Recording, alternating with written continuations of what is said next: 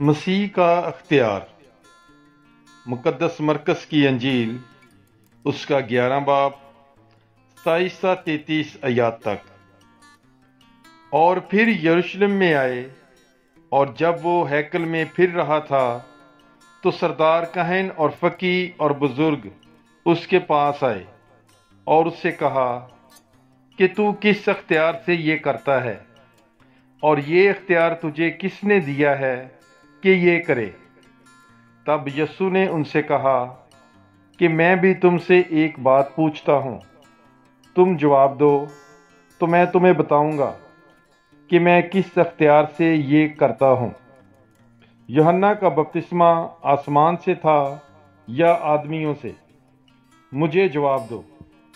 تب وہ اپنے میں غور و خوض کرنے لگے کہ اگر ہم کہیں آسمان سے تو وہ کہے گا پھر تم نے کیوں اس کا یقین نہ کیا؟ پھر کیا یہ کہیں کہ آدمیوں سے؟ وہ عوام سے ڈرتے تھے کیونکہ سب یوحنا کو حقیقی نبی جانتے تھے۔ تب انہوں نے یسوع سے جواب میں کہا، ہم نہیں جانتے۔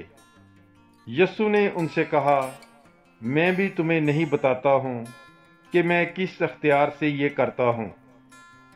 پاک کلام کے پڑھے اور سنے جانے پر خداوند کی برکت ہو، خدا کا شکر ہو۔ God bless you. Bible is life.